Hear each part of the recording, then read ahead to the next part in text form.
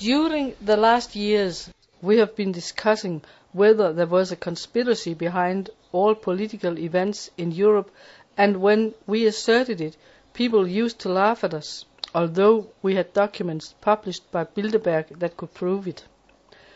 The word conspiracy may not be the best word, as many people seem to refrain from it, but let us instead say brotherhood with common economic interests, as all their efforts are aiming at getting money, money and more money, not in order to be rich on a private scale, but money to gain power, and power of the whole world. Money can control the political situation and start wars and revolutions, and money can manipulate most of a population to the opinion that the moneymen want them to have.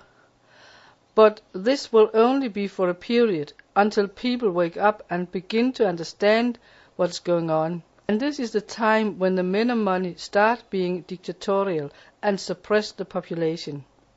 The following is a quotation from one of Bilderberg's own publications. 300 persons who all know one another are controlling the purpose of the European continent. And another quotation. Naive people believe that revolutions start spontaneously, that they appear like mushrooms under a tree during the night. But people who have the possibility to look behind scenes of history will know that this is not reality. The Bolshevik Revolution in 1917, as well as the National Socialistic Revolution in 1933, were both prepared a long time before they started officially.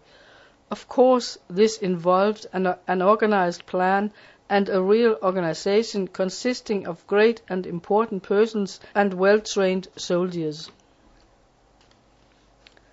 Such organizations cannot exist without money. Money, that is the nerve of all wars, is also the nerve in revolutions. And who supported the revolutions in France, in Italy, in Russia and Germany financially? High finance and revolutions give an answer to this. End of quotation. Bilderberg is a secret group in EU that is ruling all the economy in the world. A few years ago, its members denied its existence and expressed that people who had such ideas had a fertile imagination. But now Bilderberg is a fact, and it has existed since 1954,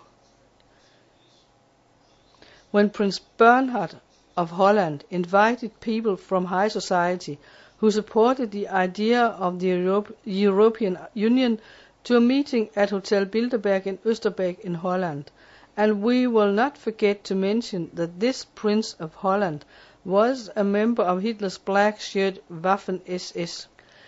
The Bilderbergers have secret meetings, but reports of the meetings have been put down and published, together with other information, and in one of the publications, Le Secret Monde de Bilderberg, we can read this. The world is governed by quite other persons than others whose eyes do not look behind the scenes can imagine. The members are planning to control the international financial problems, immigration and immigration, free trade over the borders without custom, an international economic union, constitution of an international police force and suppression of national armies, reducing of the sovereignty of the states. It is as if we see the process aiming at the constitution of a world government. The source of this is Une main cachée dirigée by Jacques Bourdiste. Another quotation says, "We will have a world government, whether it pleases us or not. The only question is if it will be infatuated with power or in agreement with populace." Some years ago we tried to make newspapers interested but they were not interested. They remained silent, and we could read from Bilderberg's own publications that newspapers were aware of these brotherhoods but kept silent about them.